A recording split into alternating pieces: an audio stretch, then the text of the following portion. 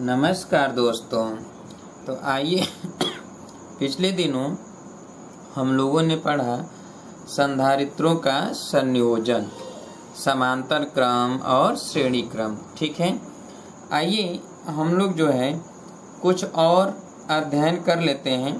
उसके बाद हम आपको बताएंगे इनके इस्तेमाल संधारित्रों का संयोजन से संबंधित। ठीक है, जैसे सपोज दैट अगर आपसे प्रश्न दिया जाए कि ऐसे 3 संधारित्र हों, इस तरह जोड़े गए हों, ठीक है, और तीनों ही जो है 4 माइक्रोफैरेड है, ये भी 4 माइक्रोफैरेड है, ये भी 4 माइक्रोफैरेड है, और ये यहाँ से यहाँ कनेक्ट कर दिया गया, यहाँ से यहाँ कनेक्ट कर दिया गया, और इसको जो है जोड़ दिया गया प्लस और माइनस सिरे से।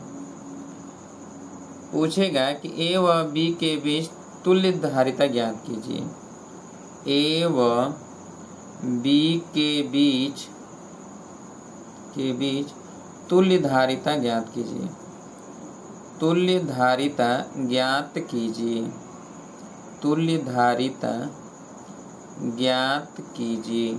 तो चलिए ए व बी के बीच हम लोग तुल्य धारिता ज्ञात करेंगे। तो ए व बी के बीच तुल्य धारिता क्या होता है, अब ये हम समझेंगे कि जो ये कनेक्शन है, जैसे होता क्या है कि मान लेते हैं कि यहाँ पर एक बोर्ड है, ध्यान समझिए, एक बोर्ड है और इस बोर्ड से हमें जो है एक बल्ब यहाँ लगा हुआ है, आप समझिए, और एक बल्ब यहाँ लगा है और एक बल्ब यहाँ लगा है। इन तीनों बल्बों को जलाना है, लेकिन तीनों लाइन में हैं। तो हम क्या करें कि एक का तार यहाँ से और यहाँ से ले जाए, बल्ब जलने लगेगा, जलेगा ना, और फिर यहीं से तार ले जाएं और इसमें जोड़े, फिर इसमें जोड़े तो ये भी बल्ब जलने लगेगा, जलेगा। ये बोर्ड है, ठीक है। फिर इसको जलाना है तो यहीं से तार ले जाएं और फिर यहाँ से ले जाएं, जलेगा। तीनों जो है समांतर क्रम में है, जलेगा 100%। चलिए, अगर हमको अब यहाँ से एक यहाँ है, एक यहाँ है, एक यहाँ है, तो यहाँ से ले गए यहाँ तक जोड़ने के लिए, फिर यहाँ से ले जाएंगे तो इतना लंबा तार चाहिए ना हमें जोड़ने के लिए, यहाँ से बोर्ड से ले जाने के लिए, इसको भी इस बोर्ड से ले जाने के लिए, और इतना लंबा तार ना हो लेकिन तीनों को जलाना हो, तो हमारे पास ये भी तो रास्ता है कि अब इन तीनों को जब जोड़े हैं तो ये समांतर क्रम कहलाएगा ना। क्या कहलाएगा? समांतर, क्योंकि तीनों का प्लस है, ये तीनों का माइनस एक जगह है। अब देखिए, अगर हम ये करते कि इसको बोर्ड तक न ले जाते, यहाँ बोर्ड तक न ले जाएं, ध्यान समझिएगा, अब यहाँ पर अच्छी तरह से बोर्ड तक न ले जाएं, ठीक है, हमको इन तीनों को जलाना है। तो हम क्या करें कि इससे कनेक्ट कर दें यहाँ पर और इससे कनेक्ट कर दें यहाँ पे, तो ये जलने लगेगा। बात तो वही है ना कि यहाँ से बोर्ड से गया, तो भाई यहीं से हम दोनों तार को यहाँ जोड़ दें, इसका प्लस है तो इसका प्लस जोड़ दें, इसका माइनस है तो इसका माइनस जोड़ दें, तो ये भी जलेगा। अब जब यहाँ तक आ गया करंट, तो अब इसमें इसको जोड़ दें, इसका भी प्लस और इसको इसमें जोड़ दें, तो ये भी तो जलेगा उसी तरह। तो क्या इन तीनों का तार यहाँ पे लाना जरूरी है? क्या लाना जरूरी है? नहीं लाया, हमको यहीं से जोड़ कर लेकर चले जाए आगे जहाँ तक ले जाना है, इसी तार से। इसकी कैपेसिटी होनी चाहिए तार की, ठीक है। अब समझिए, तो ये भी किस क्रम में है? तो समांतर क्रम में है। किस क्रम में है? समांतर क्रम में। अब देखिए, जैसे ये प्लस सिरा है, प्लस सिरा गया तार यहाँ पर, फिर यहीं से लेकर गए तो ये भी तो प्लस सिरा हो गया, ठीक है। और फिर अब ये बल्ब से नहीं निकला है, बल्ब से निकलेगा तो एक प्लस एक माइनस हो गया, प्लस और माइनस हो गया, लेकिन इसका प्लस इसमें गया, फिर इसका प्लस में तार एक जुटा और फिर इसके प्लस से जोड़ दिया गया। अब देखिए, यहाँ पे क्या है कि हम यहाँ पर ये प्लस सिरा कर दे, देखिए ये जा रहा है प्लस है, ये तो प्लस भी जुटा, अब ये तार प्लस हो गया ना, ये तार है, ये तार है तो ये प्लस हो गया। इसका मतलब है कि इधर प्लस, अर्थात इसका तीनों का प्लस जो है एक ही बोर्ड में जोड़ा है, प्लस में जुट गया। अब इधर माइनस है तो ये माइनस आया, ये माइनस है तो माइनस तो ये भी हो गया, और ये गया तो ये माइनस कर दिया ना, ये इसका मतलब ये भी माइनस, ये भी माइनस। अब देखिए, सबका माइनस आकर इसी में जुटा है और सबका प्लस आकर इसमें जुटा है, इसका मतलब ये है कि ये समांतर क्रम में है, अर्थात ये ऐसे है, इस तरह है। हम अगर इस तरह बना दिए होते तो भी यह जो है ऐसे है, इस तरह जुटा है, ठीक है, और यहाँ पर प्लस और माइनस ऐसे जुटा है। तो अब ये क्या है, सब 4-4 माइक्रोफैरेड का है, तो समांतर क्रम में है, तो C बराबर C1 plus C2 plus C3। इसका मतलब ये है कि 4 + 4 + 4, तो हम क्या करेंगे, 4 4 8 4 12, तो 12 माइक्रोफैरेड हो जाएगा। लिख लीजिए, बना लीजिए कि ये जो है समांतर क्रम है, और ये चिन्ह बना दीजिए, बना लीजिए, बहुत इम्पॉर्टेंट है। अक्सर लोग समझ जाते हैं कि सीरीज में है, जबकि ये सीरीज में नहीं है।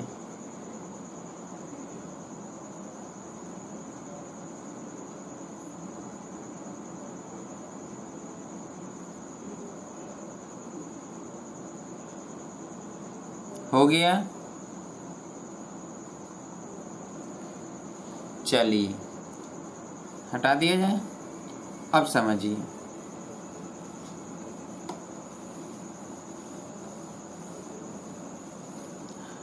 यदि सपोज दैट ऐसा होता है कि ये ऐसे ही है, ठीक है, और ये यहाँ से गया और यहाँ पर एक कैपेसिटर लगा, यहाँ जुटा, यहाँ से गया और एक यहाँ कैपेसिटर लगा और यहाँ जुटा, और इनको जोड़ दिया गया किसी बैटरी से, ठीक है, ए व बी कर दिया गया, और पूछा जाए कि ए व बी के बीच तुल्य धारिता ज्ञात कीजिए, जबकि प्रत्येक जो है 5 माइक्रोफैरेड का है। कितने माइक्रोफैरेड का, 5, प्रत्येक 5 माइक्रोफैरेड है, माइक्रोफैरेड प्रत्येक, ठीक है, 5 माइक्रोफैरेड, 5 माइक्रोफैरेड, 5 माइक्रोफैरेड, ठीक है। तो इसका तुल्य धारिता ज्ञात करना है, दूसरा नंबर है। कैसे आप धारिता ज्ञात करेंगे, तुल्य धारिता, तो समझिए यहाँ पे तुल्य धारिता कैसे निकालेंगे। अब आप हो सकता है कि पढ़े हों 11th में धारा, या फिर आगे आएगा पढ़ाएंगे कि होता क्या है कि जब 5 प्रतिरोध हो इस प्रकार, ठीक है, 5 प्रतिरोध ऐसे इस प्रकार जोड़े गए हों कि जैसे यहाँ पर P हो, यहाँ Q हो, यहाँ R हो, यहाँ S हो, ठीक है, तो इसमें होता क्या है कि ये अगर 5 प्रतिरोध और इसमें जो है गैल्वेनोमीटर लगा दिया जाए, क्या लगा दिया जाए, गैल्वेनोमीटर। गैल्वेनोमीटर क्या होता है, ये धारा मापी होता है, ठीक है, ये धारा को मेजर करता है। अब इसमें या तो बल्ब लगा दिया गया, तो पहले सर्वप्रथम जिसने खोजा उनका नाम था व्हीटस्टोन। तो व्हीटस्टोन ने किया क्या था कि जब 5 प्रकार के, जब भी 5 जो है या 4 प्रतिरोध उन्होंने लिया, ठीक है, और चारों प्रतिरोधों को जब इस प्रकार उन्होंने जोड़ा, तो ये पाया कि जब ये P और Q और R और S का अनुपात, PQ का अनुपात और RS का अनुपात जब बराबर होता था, जैसे ही बराबर होता था, तो जो यहाँ पे धारा मापी लगा हुआ था इसमें कोई विक्षेप उत्पन्न नहीं होता था। इसका मतलब ये है कि इसमें किसी भी प्रकार का कोई धारा प्रवाहित नहीं होता था।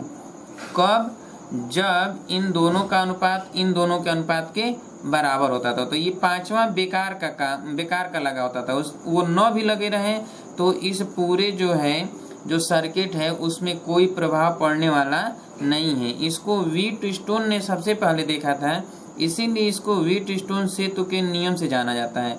तो आगे चल के आप ये पढ़ेंगे कि P/Q बराबर R/S हो तो G में करंट I जो है 0 होता है, ठीक है।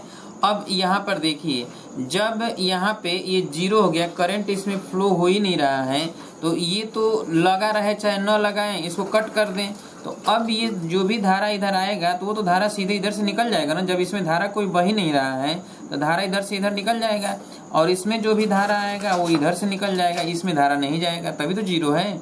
अब इसका मतलब है कि जब भी धारा कांस्टेंट होता है तो वो सीरीज में होता है। इसका मतलब ये P और Q जो है सीरीज में हो जाएगा, और R और S सीरीज में हो जाएगा, और इसका सीरीज इसके साथ किस क्रम में होगा, तो समांतर क्रम में होगा। क्लियर है, कन्फर्म हुआ ये चीज।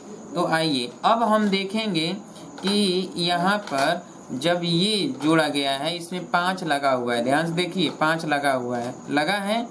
जब ये 5 लगा हुआ है तो पांचों के द्वारा कैसे हम तुल्य प्रतिरोध ज्ञात करेंगे। तो सबसे पहले हम ये देखेंगे कि क्या इनका रेशियो बराबर है क्या। तो देखिए 5 5, अगर हम इसको ऐसे बनाएं, इस तरह हम बनाएं, एक कैपेसिटेंस यहाँ लगा दें, एक कैपेसिटेंस यहाँ लगा दें, ठीक है, एक कैपेसिटेंस यहाँ लगा दें, फिर एक कैपेसिटेंस यहाँ लगा दें, और एक इनके बीच में लगा दें। और ये भी 5, ये भी 5, ये भी 5, ये भी 5। तो देखिए इन दोनों का अनुपात इन दोनों के अनुपात के बराबर है, 5/5, 5/5। इसका मतलब ये है कि ये सीरीज में हो गया। ये तो लगा नहीं, ये काम नहीं कर रहा है, लगा है लेकिन देखने के लिए है वो खराब, उससे कोई मतलब है ही नहीं। और ये किस में हो गया, सीरीज में हो गया। तो ये 5 और ये 5 सीरीज में हो गया। तो जब सीरीज में हो गया तो इसका तुल्य प्रतिरोध हो जाएगा C डैश अगर है तो 1/C डैश बराबर 1/5 + 1/5, यानी 2/5 कर दें तो C डैश हो जाएगा 5/2। क्लियर है। इसी तरह इसका भी जो आएगा, इसका अगर C डबल डैश है तो 1/C डबल डैश बराबर हो जाएगा 1/5 + 1/5, इसका मतलब 2/5। तो ये हो जाएगा क्या, C डबल डैश हो जाएगा कि 2/5 तो 5/2, ठीक है। ये भी आ गया C डबल डैश और C डैश। अब इसका जो तुल्य प्रतिरोध, तुल्य जो है इसका कैपेसिटेंस होगा, वो तुल्य कैपेसिटेंस, इसको हम ऐसे बना लेंगे, तुल्य कैपेसिटेंस जो C है तो C बराबर हो जाएगा C dash + C double dash, क्योंकि ये और ये किस में है, समांतर क्रम में है। तो यहाँ पर जाएगा 5/2 + 5/2 बराबर 10/2, यानी कितना जाएगा, 5 माइक्रोफैरेड आ जाएगा। इसका मतलब है कि इसको अगर हम जोड़ेंगे तो ये कितना जाएगा, 5 माइक्रोफैरेड के बराबर होगा। क्लियर है, बात समझ में आया। ये जो है ये वाला काम नहीं करेगा, तो ये और ये सीरीज में, ये और ये सीरीज में, और इसका संयोजन किस में, समांतर में, ठीक है। तो इसको लिख लीजिए जरा, इसको पहले चित्र बना लीजिए, बनाइए फिर हम लिखवा देते हैं इसे। चित्र बना लीजिए, और चित्र बनाकर और इसको जरा यहाँ पे ऐसे बनाइएगा।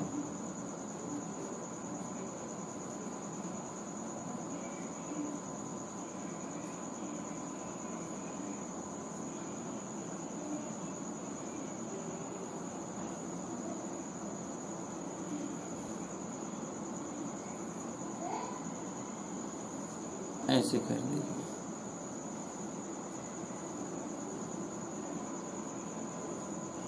और इसमें 1 2 3 4 और इसको 5 क्रम से नाम कर दीजिए, ठीक है।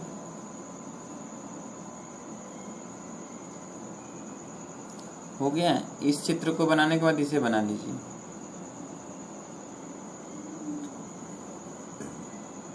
अब नीचे लिखिए, चूंकि पहले व दूसरे संधारित्र के धारिता का अनुपात, पहले व दूसरे संधारित्र के धारिता का अनुपात तीसरे व चौथे संधारित्र के धारिता के अनुपात के बराबर है, धारिता के अनुपात के बराबर है, धारिता के अनुपात के बराबर है। अतः यह व्हीटस्टोन सेतु ब्रिज के नियम का पालन करेगा, के नियम का पालन करेगा।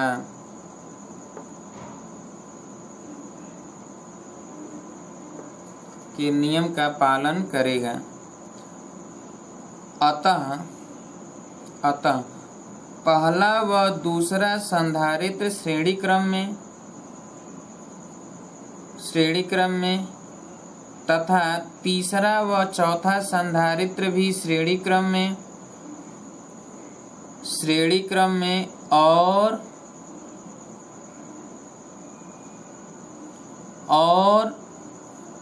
पांचवें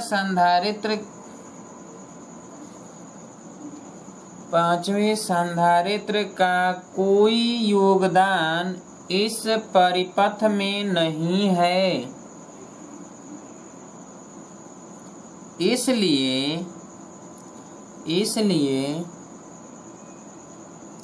पहले व दूसरे का तुल्य धारिता तथा तीसरे व चौथे का तुल्य धारिता C' व C" समांतर क्रम में होगा। अतः लाइन छोड़ दीजिए। 1/C' बराबर पहले व दूसरे के लिए 1/C' बराबर 1/5 प्लस 1/5 बराबर 2/5। इसलिए C' बराबर 5/2 C' बराबर 5/2 हो गया। अब नीचे लिखिए। अब तीसरे व चौथे के लिए 1/C" बराबर 1/5 प्लस 1/5 बराबर 2/5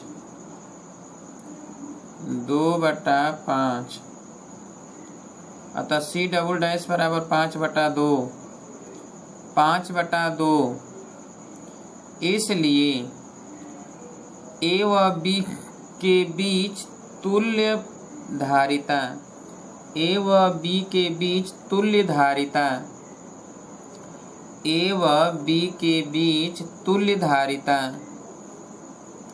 C बराबर C' प्लस C"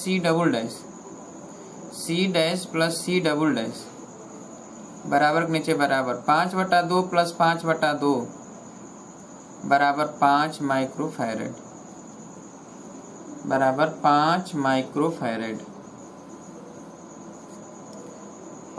माइक्रोफैरड हो गया। चलिए अब देखिए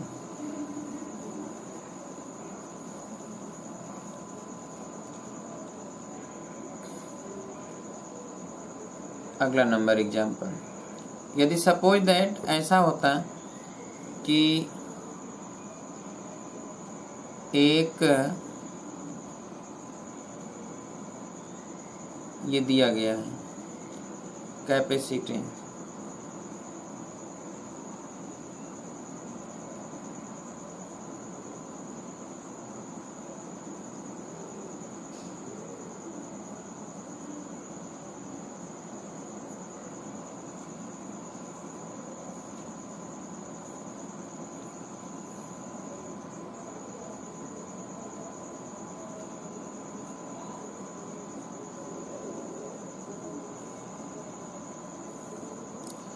यहाँ लिख लीजिए 4 माइक्रोफैरड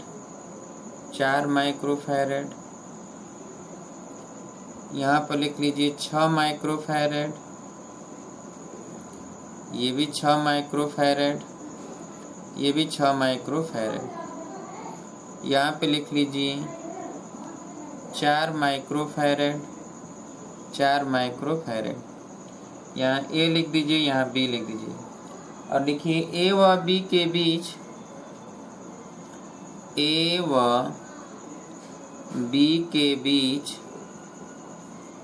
तुल्य धारिता ज्ञात कीजिए।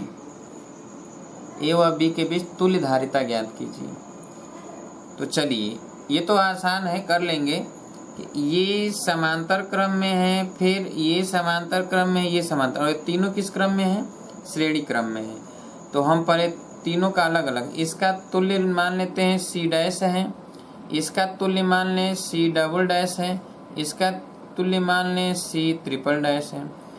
तो ये पहले के लिए सी डैश अगर है तो सी डैश बराबर 4 + 4 8, और सी डबल डैश बराबर 6 + 6 + 6, तो ये हो जाएगा 18, और सी ट्रिपल डैश बराबर 4 + 4 यानी 8। क्यों? क्योंकि ये समांतर क्रम में है सभी, इसलिए ये जुट गया। अब हम लिखेंगे C dash, C double dash, C triple dash श्रेणी क्रम में है। किस में है? श्रेणी क्रम में है। ठीक है, इसलिए 1/c बराबर 1/c dash plus 1/c double dash plus 1/c triple dash. अब यहाँ मान रख दें 1/8 प्लस 1/18 प्लस 1/8। अब इसको जोड़ दिया जाए। ठीक है, तो अब इसको जोड़ दिया जाए तो एलसीएम हो जाएगा 72। क्या हो जाएगा? 72। 8 × 9 = 72, 18 × 4 = 72। क्यों? और 8 × 9 = 72, 9 × 9 = 18, 4 = 22, तो 22/72।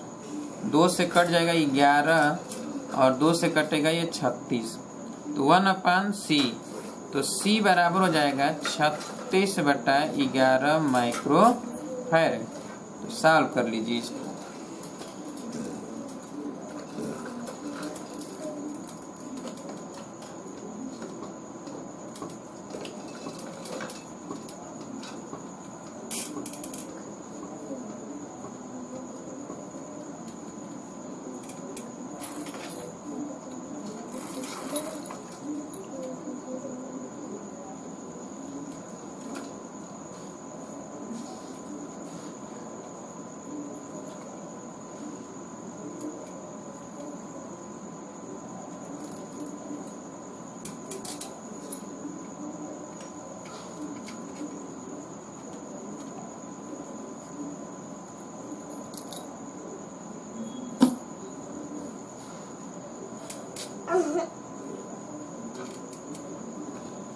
हो गया।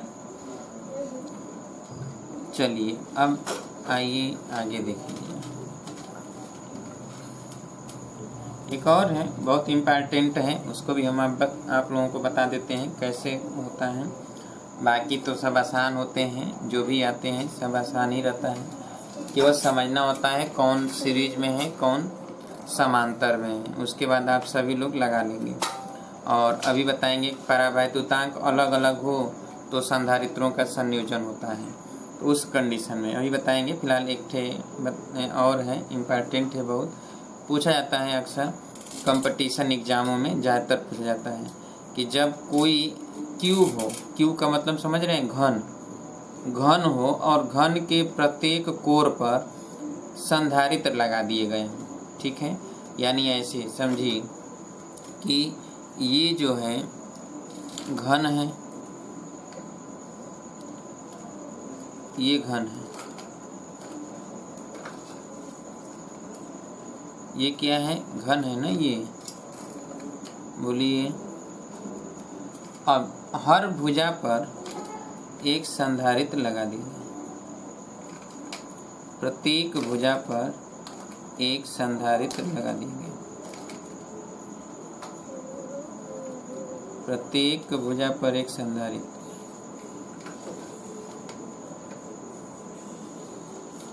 इस पर भी लगा दिया गया, इस पर भी लगा दिया गया।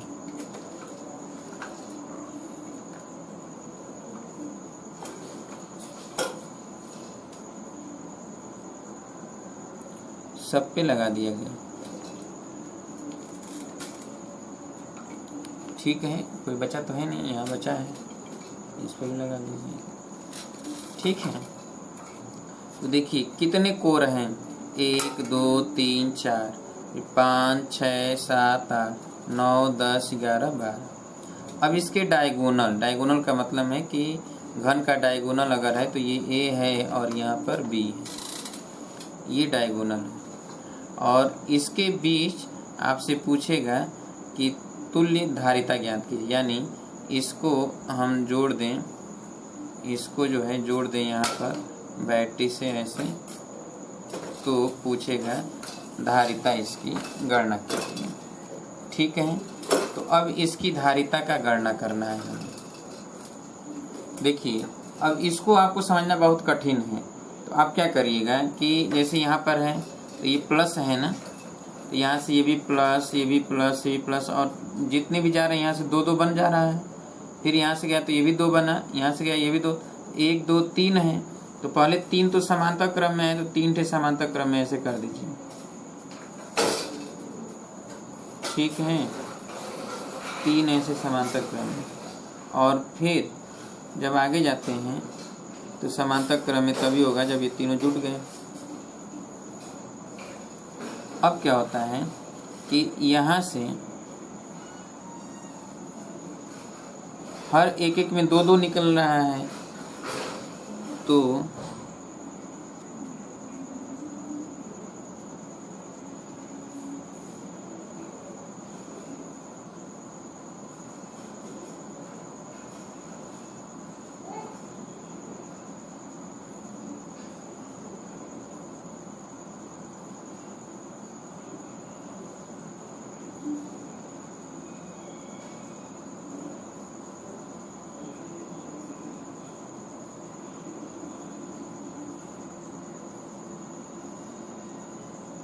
ये ऐसे एक में 2 2 निकला, तो 3 है तो 3 दूना के 6, 1 2 3 4 5 6।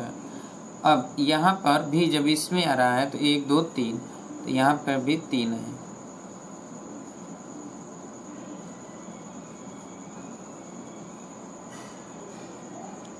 ठीक है, अब देखिए ये जोड़ दिया गया बैटरी से, ये ए है और ये बी है। अगर सभी मान लेते हैं कि सी है, सभी सी है, तो इसका तुल्य धारिता आपसे पूछा जाए तो कैसे आप निकालेंगे?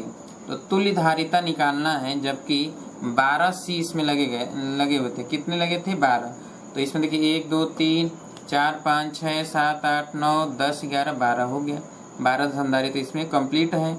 अब ये सी है, तो ये तो यहाँ से अगर मान लेते हैं ये ए है, और यहाँ पर मान लिया जाए P1 है, और यहाँ पर मान लें P2 है, तो A P1 के बीच तुल्य धारिता C1 है। A व P के बीच तुल्य धारिता तो तुल्य धारिता C1 है, तो C1 कितना हो जाएगा?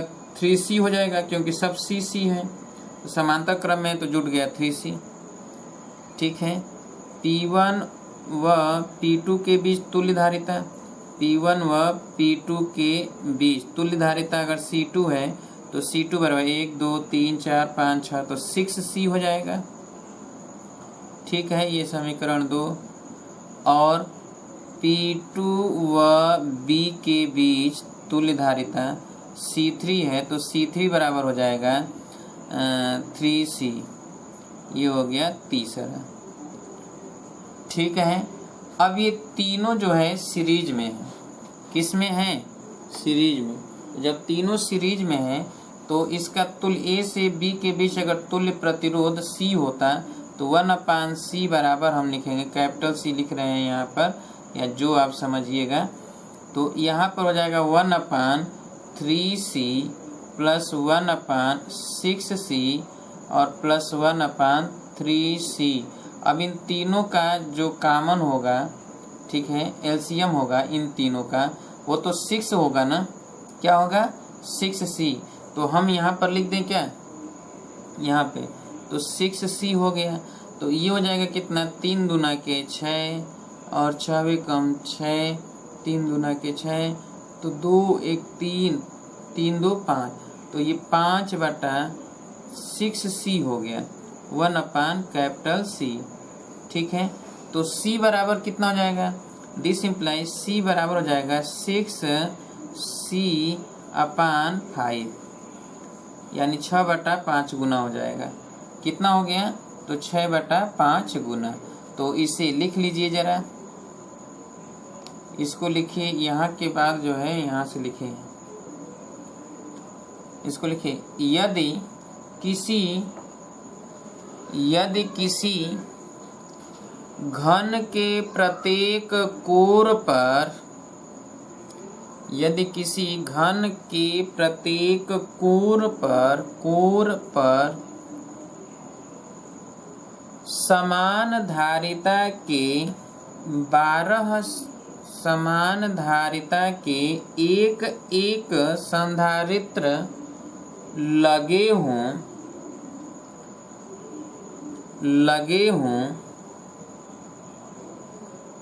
तो इस घन के विकर्ण के सिरों के बीच, इस घन के विकर्ण के सिरों के बीच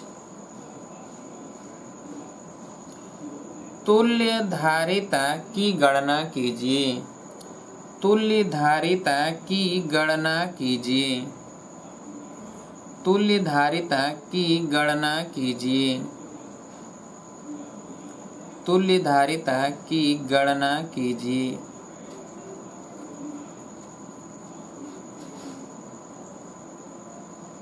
तुल्य धारिता की गणना कीजिए।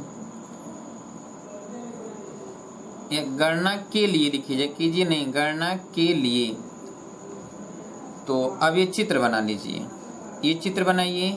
पहले ये प्रश्न का चित्र है और फिर ये हल का चित्र बनाइए।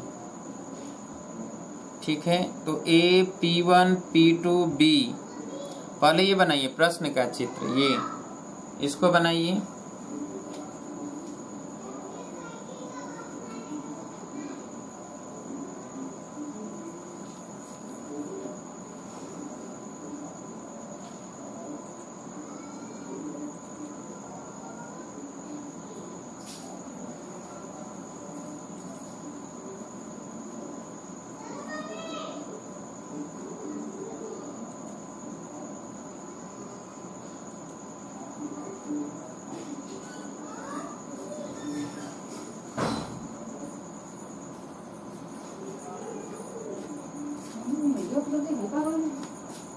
हो गया।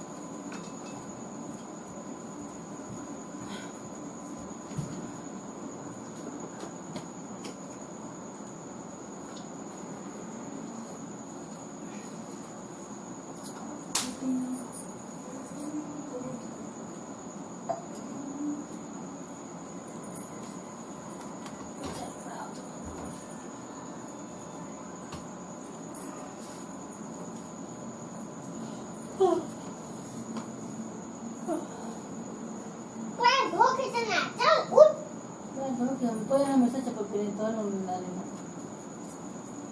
और नहीं तो मारेंगे दीदी बोला तो होगी कि नहीं चल दो कौन दिन चलो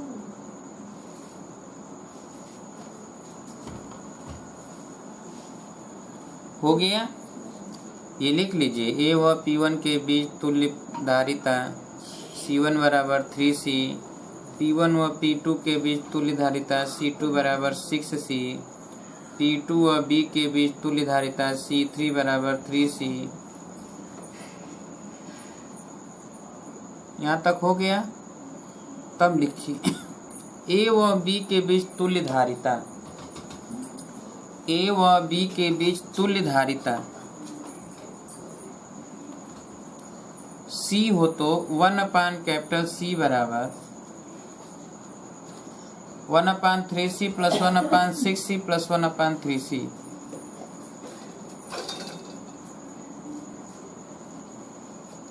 हो गया। अब देखिए 6c कॉमन हो जाएगा तो 2 + 1 + 2, 2 1 3 2 5, 5/6c 1/c, तो c बराबर हो जाएगा 6c/5, यानी जो यहाँ एक एक लगा है उसका 6/5 गुना, उसका 6/5 गुना होगा। क्लियर है? यानी आपके कॉम्पिटिटिव एग्जाम में आता है तो इतना करने की आवश्यकता नहीं है, आप सीधे जितना भी माइक्रोफैरेड दिया होगा उसका 6/5 गुना कर देंगे। कितना कर देंगे? 6/5 गुना। ठीक है, उम्मीद है कि समझ में आया होगा। क्यों? आइए कुछ और देखा जाए, बहुत important, very very most important. अक्सर आप सब में से जो भी इंजीनियरिंग लेवल की तैयारी करना चाहता होगा उसी के लिए ऐसे प्रश्न पूछे जाते हैं। एग्जाम ईपी बोर्ड के एग्जाम में तो कम पूछे जाते हैं। फिलहाल हम यहाँ चर्चा कर रहे थे तो आपको सोचा कि बता दें एक एक चीज़।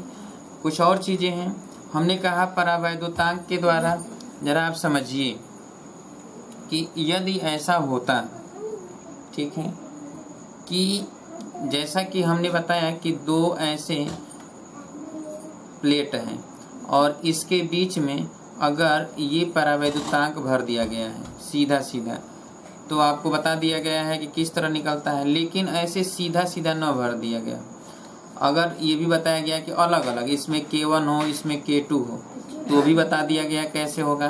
परंतु जरूरी है क्या कि इसी तरह बने?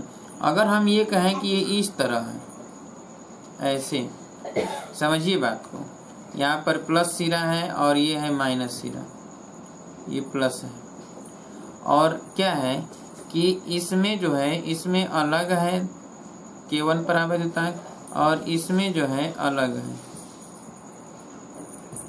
ठीक है। इसमें K1 है और इसमें क्या है K2 है परावैद्युतांक, और इसके बीच हमें तुल्य धारिता ज्ञात करना है। जबकि जो ये प्लेट है, ये प्लेट है, ठीक है, ये प्लेट है, तो उसी तरह का प्लेट ये भी होगा, ऐसे मान के चलिए, ये इस तरह है।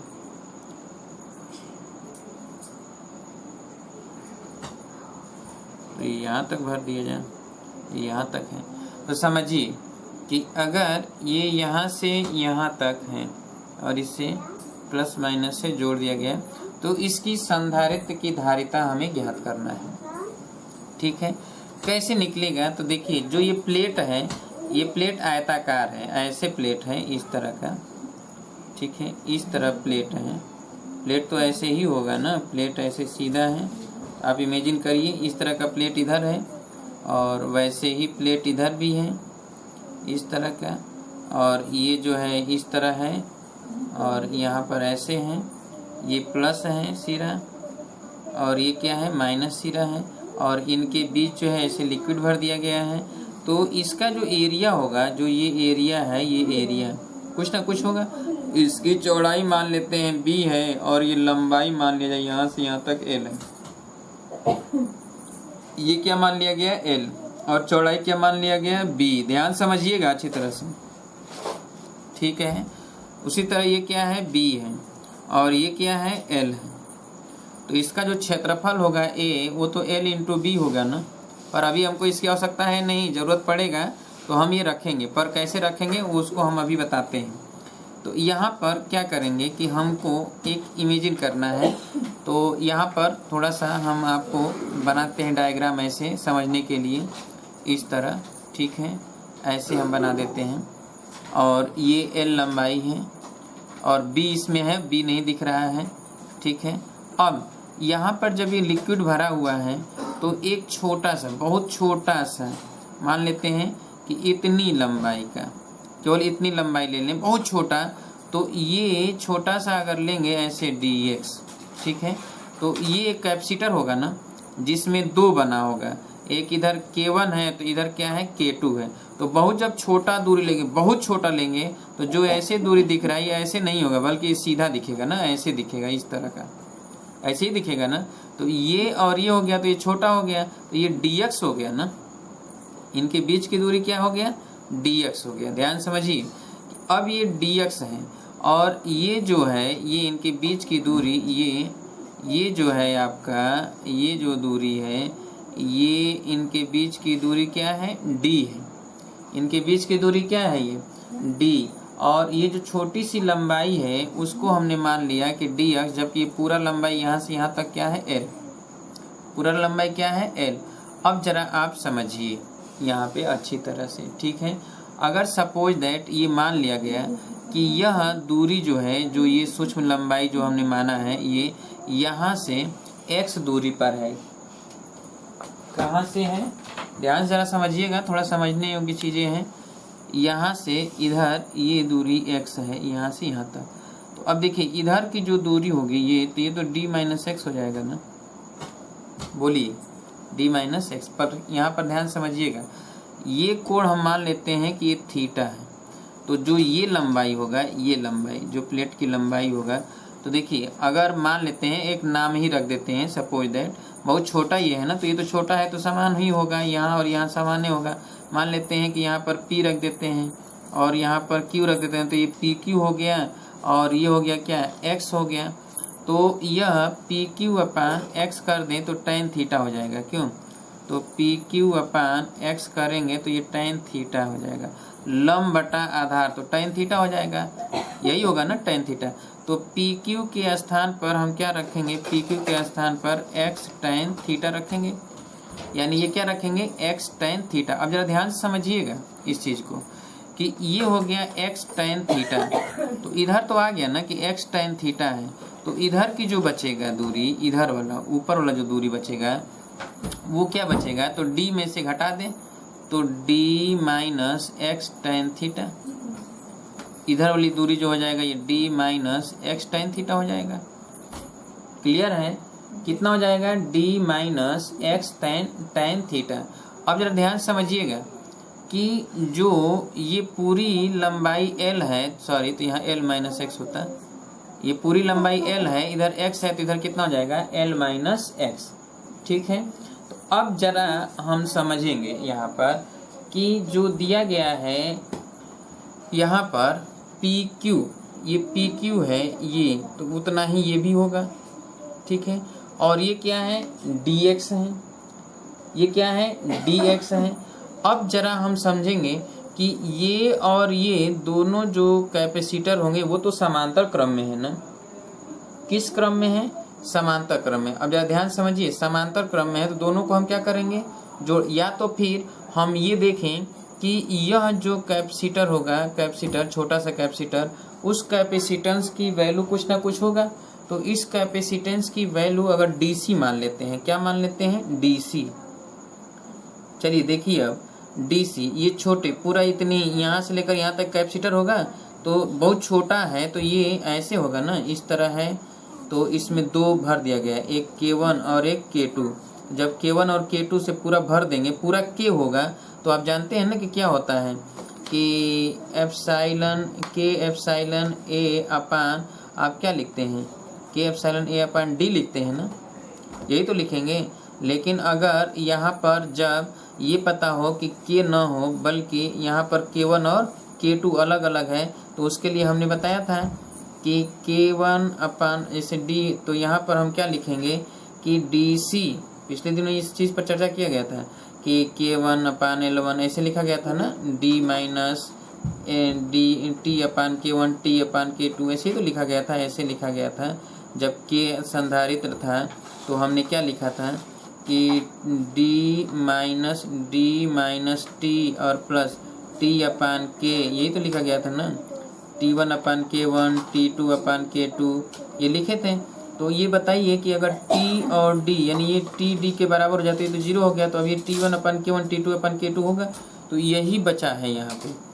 तो यहाँ पर हम क्या लिखेंगे कि एप्साइलन ना, अच्छा एरिया के जगह पर क्या लिखेंगे, एरिया की जगह पर ये dx, समझिए आपको dx इंटू बी लिखेंगे ना, लंबाई गुणे चौड़ाई, चौड़ाई तो फिक्स है ना, और छोटी सी लंबाई तो ये हो गया एरिया। और अपान क्या लिखेंगे, तो ये लिखेंगे PQ अपान K1, क्यों, और इधर अगर PQ इधर मान लिया जाए PS, ठीक है, तो यहाँ पर लिख दें पी क्यू अपान K1 और प्लस PS अपान K2, यही तो लिखेंगे ना यहाँ से। देखिए अब ये 2 संधारित्र बहुत छोटा लंबाई है ना, तो बहुत छोटा, ये बड़ा है तो ये दिख रहा है कि ऐसे है, लेकिन बहुत छोटा है ये, dx का मतलब बहुत छोटा सूक्ष्म है, तो उसके लिए अब आप देखिए कि ये DC था, यहाँ पर ये आ गया, तो इसको हम ऐसे लिखेंगे epsilon not b into dx। ठीक है, अब देखिए PQ, तो ये PQ की जगह पर हम क्या लिखेंगे, PQ की जगह पर x tan थीटा लिखेंगे, और पूरी लंबाई क्या है d है, तो इधर कितना होगा, तो d minus x tan theta, यही तो हम लिखेंगे ना, बोलिए d minus x tan theta, यही लिखा जाएगा। अब आप समझिए अच्छी तरह से कि अगर हम ये कहें कि इधर की लंबाई, सपोज दैट अगर इधर की लंबाई x होता तो इधर की लंबाई हम l माइनस एक्स लिखते, तो इधर की लंबाई से निकालें तो भी देखेंगे कि अगर ये x है तो इधर l माइनस एक्स है, l माइनस एक्स है ना ये, तो l माइनस एक्स है, तो यहाँ पर ये क्या होगा, थीटा होगा। चूँकि देखिए अब यहाँ पे समझिए, इसको अच्छी तरह से समझ लीजिए, यहाँ पर ये थीटा है तो यहाँ पर ये भी क्या होगा, थीटा होगा।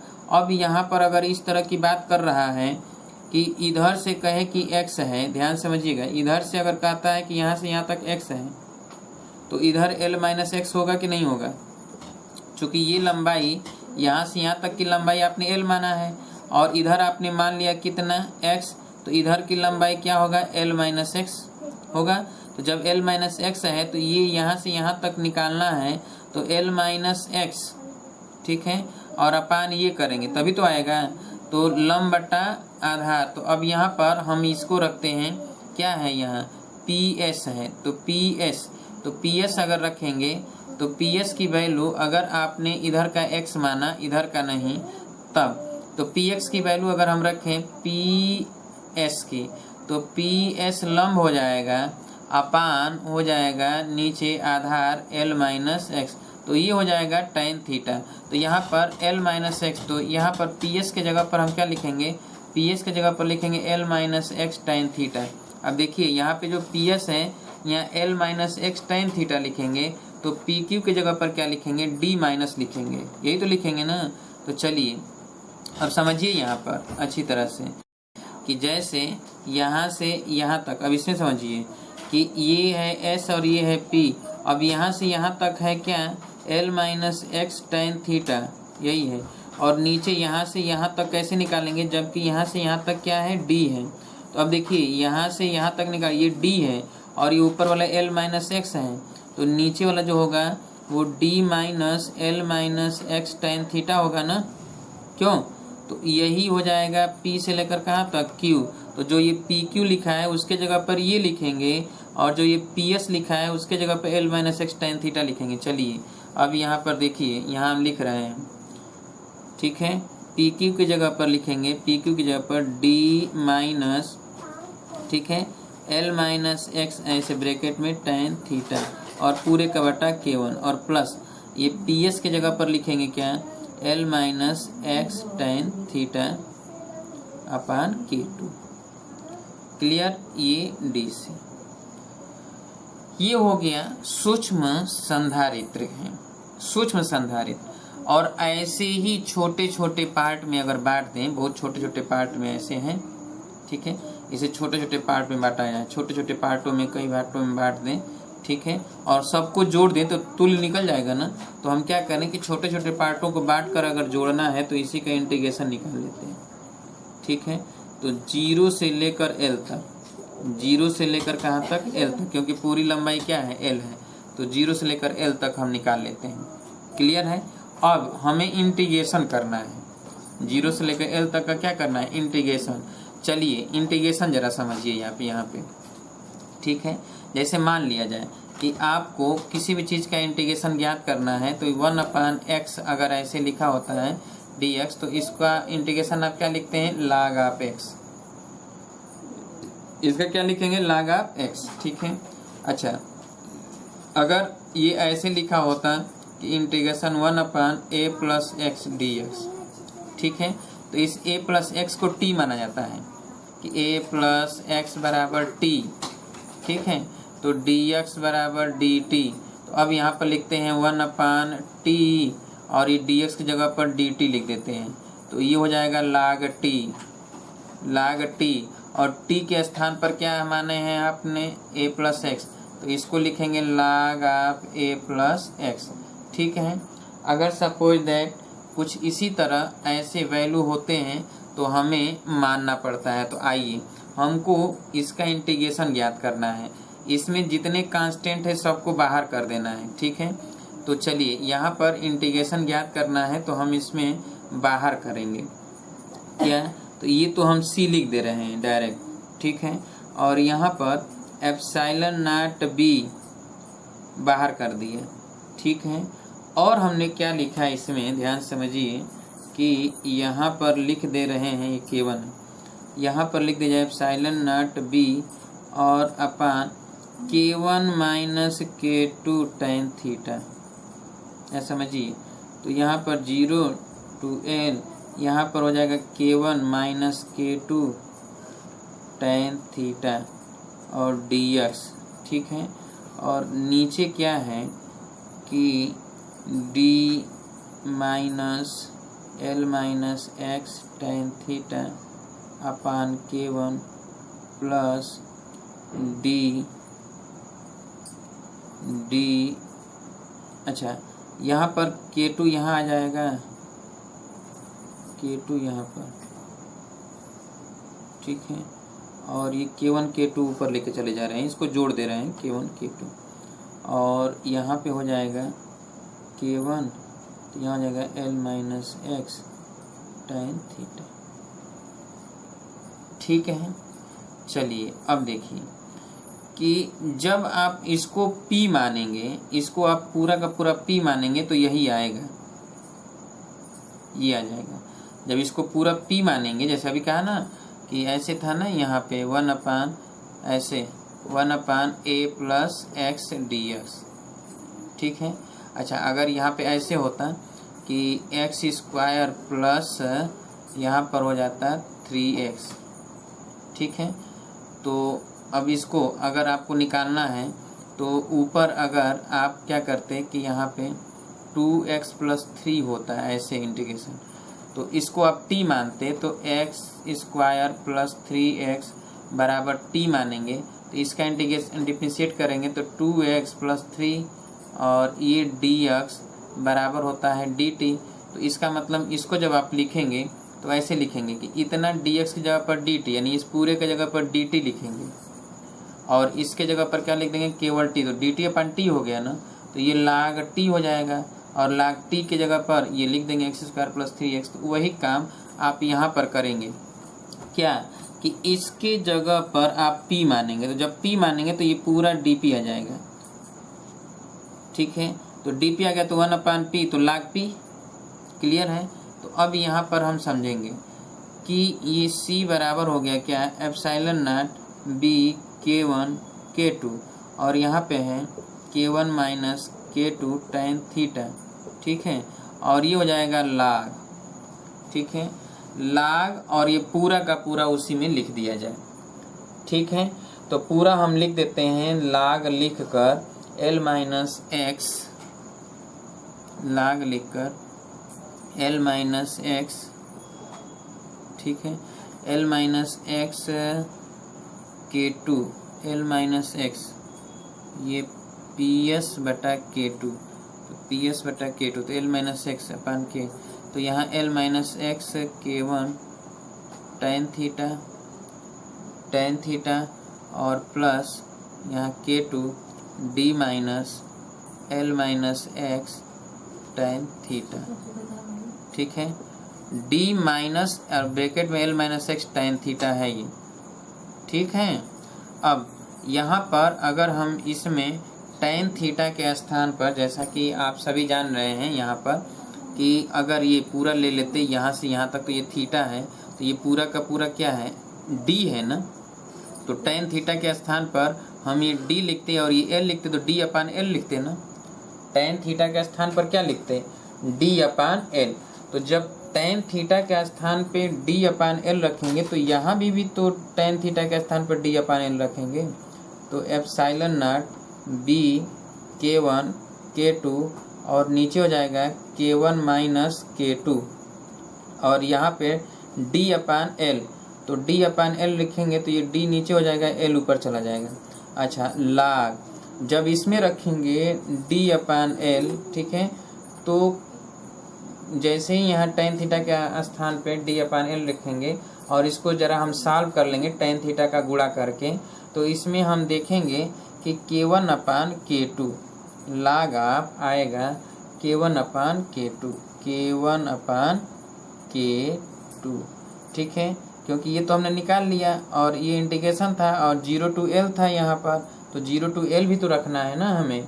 तो 0 to l जो यहाँ इंटीग्रेशन 0 to l था, जब इसको रखते तो हमें यही आएगा, ठीक है, बाकी तो 0 हो जाएगा, तो ये आया।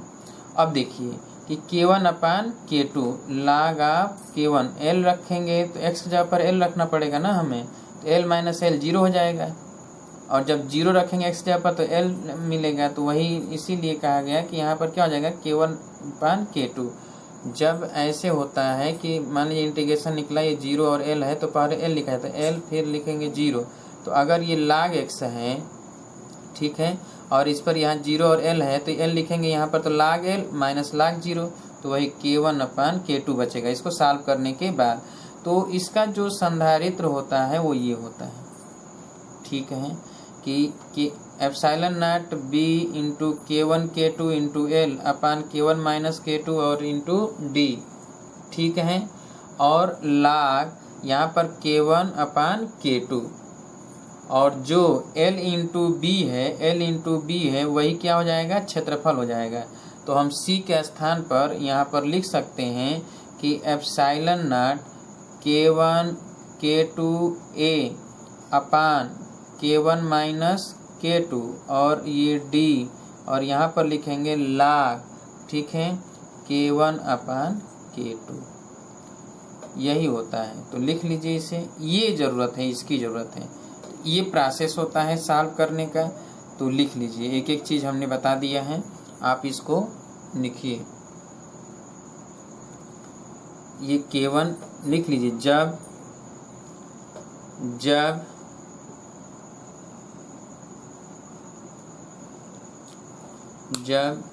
k1 व k2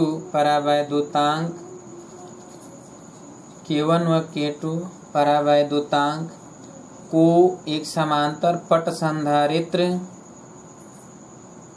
के प्लेटों के बीच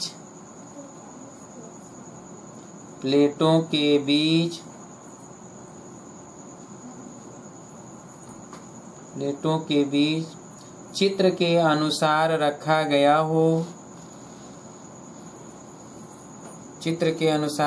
गया हो तो संधारित्र की धारिता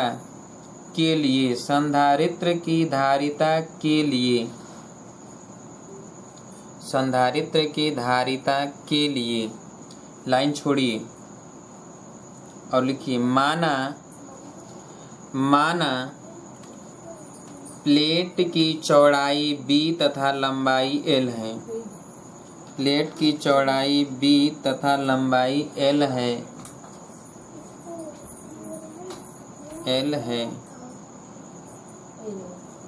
ठीक है।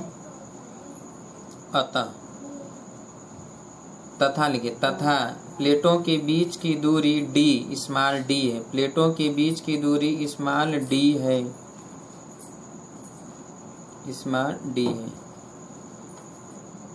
ठीक है। नीचे लिखिए, माना सूक्ष्म लंबाई dx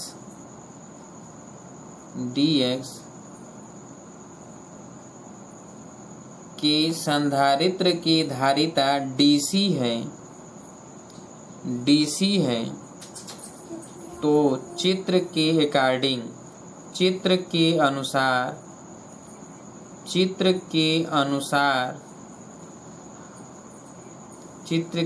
अनुसार इसे लिखिए, चित्र बना लीजिए। चित्र अगर आपको ज़्यादा वो लग रहा है तो हम चित्र जो है इसको पहले बना लीजिए, इसे बना लीजिए।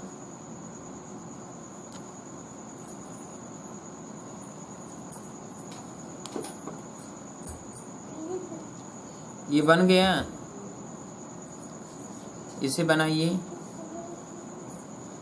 बन गया।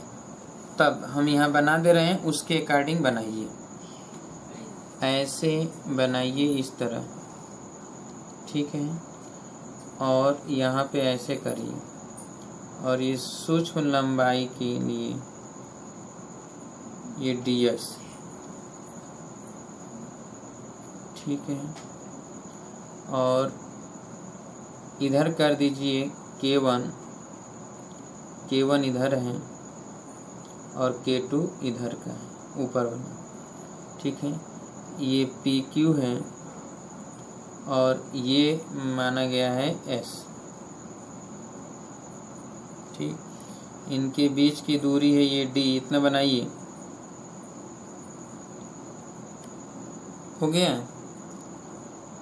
तब देखिए इधर l माइनस एक्स है, इधर यहाँ से यहाँ तक x है, तो इधर हो जाएगा l माइनस एक्स, क्योंकि पूरी लंबाई यहाँ से यहाँ तक लंबाई क्या है, l, आपने मान रखा है, ठीक है।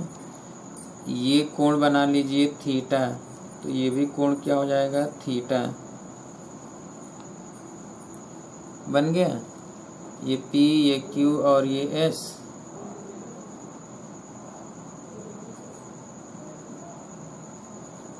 अब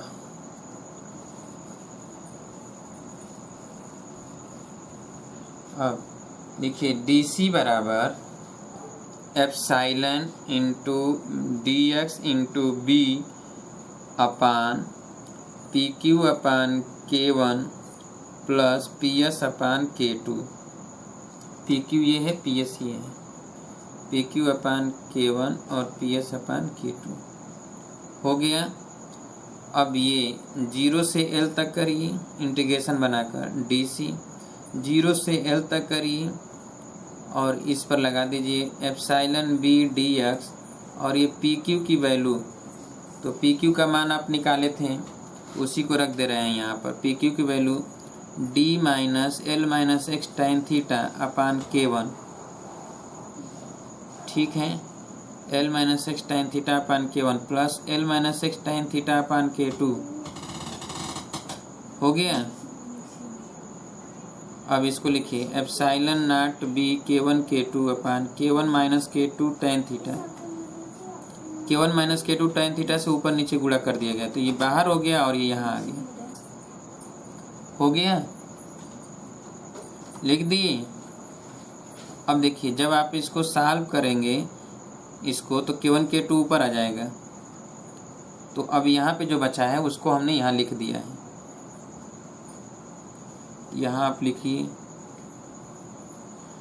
ये इंटीग्रेशन बनाइए 0 to L K1 minus K2 tan theta dx, और इसमें लिखिए K2 और d minus L minus x tan theta plus K1 L minus x tan theta.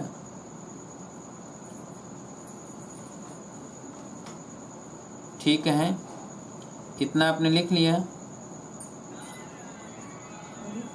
तब इसी को आप ऐसे बनाकर ऐसे और 0 to L तक लिखिए।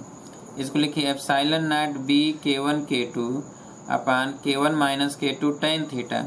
इसको बड़ा ब्रैकेट बनाइए, बड़ा ब्रैकेट, और लाग लिखिए, लाग L minus x tan K1 tan theta, L minus x K1 tan theta plus K2 d minus L minus x tan theta,